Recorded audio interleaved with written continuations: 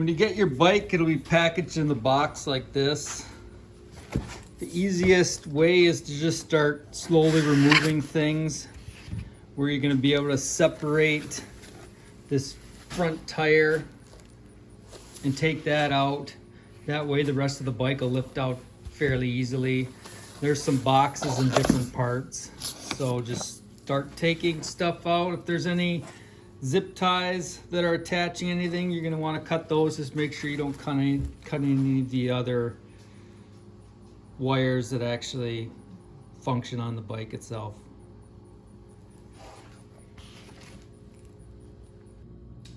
So I have the bike on the stand. This is actually the Stealth Hunter. It has the derailleur, but the Stealth Hunter SS has the same configuration for setup.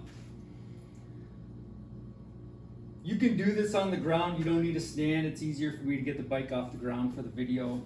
First thing you want to do is put on that front tire. Once you get the front tire on, then you're able to just put down the kickstand, which in most cases is installed in the back here.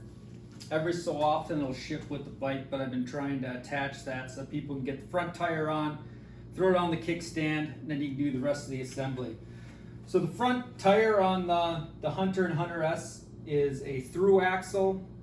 So it's a solid axle with two threaded 6mm nuts on either side.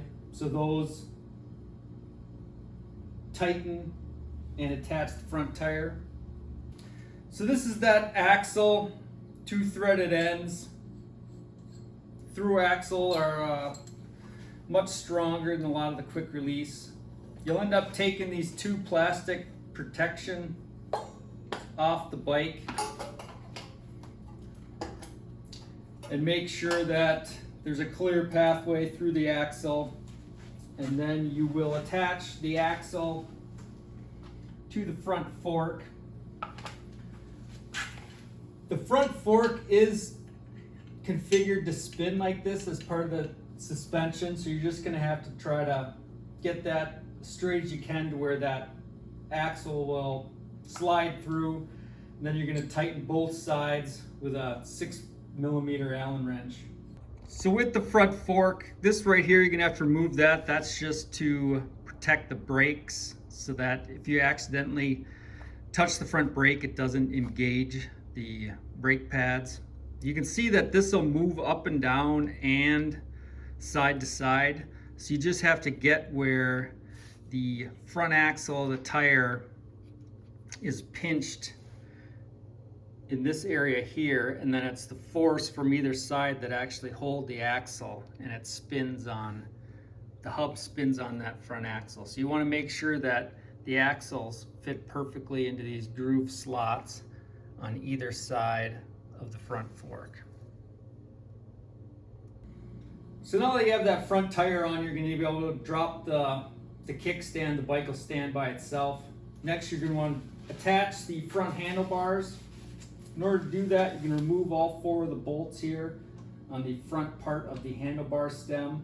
Once those are removed, position the handlebars and rotate, tightening these bolts. You don't want to tighten off the ones on top first and then the ones on the bottom. Kind of move around so you get even distribution of the handlebar stem.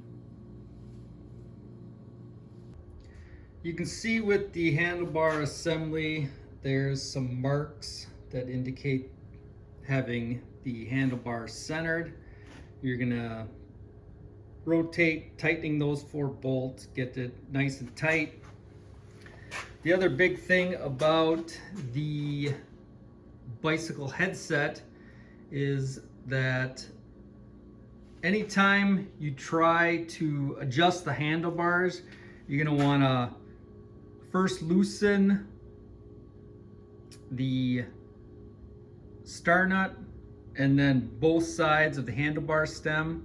And then when you tighten things up, you have to tighten the star nut first and then second the handlebar stem. Otherwise they work against each other. That's can cause problems with your headset. So just remember that anytime you try to tighten up the front headset, make sure the handlebar stem is loose, then tighten the star nut, followed by retightening the handlebar stem. Final part of the assembly is installing the pedals. The pedals will always turn when you're tightening them towards the front of the bike, whether it's this pedal or the pedal on the other side. So the pedals only work one side or the other, and this one will end up turning forward to the front of the bike, and then you can utilize the Allen key to tighten it from the other side also. The final remaining things would be to install the seat. This is a quick release tightener. So you're gonna get the seat post in there and you'll be able to get it tight by flipping the lever. The front fork, there's actually a nut way up there, and you'll use that longer bolt, position the fender, and then screw the bolt into that nut that's way up there, and that'll hold the front fender in position. This bike has a high quality 21 amp hour battery. It comes with that bigger 5 amp charger. When you charge the battery, you're going to want to plug the charger in first and then plug it into the battery. Otherwise you can get a spark when you originally connect to the battery. It's not that big a deal, but you can avoid it by plugging it into the wall outlet first. Charging port on the battery is actually on the opposite side here on the back. You can charge the battery either on or off the bike. To remove the battery, there's a key slot in the back. Turn the key and then pull the top of the battery, and that will remove the battery from the frame. There's one key that is shipped with the bike.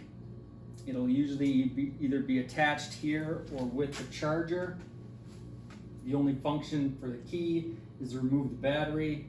If you do want to add some security to the bike, you can go into the settings and you can make the bike where it'll only operate after the correct password is entered. And that's one of the advanced settings on the DPC 18 display. Hunter SS assembled. You can see pretty much the same thing, except this one of a kind stealth cog 28 tooth.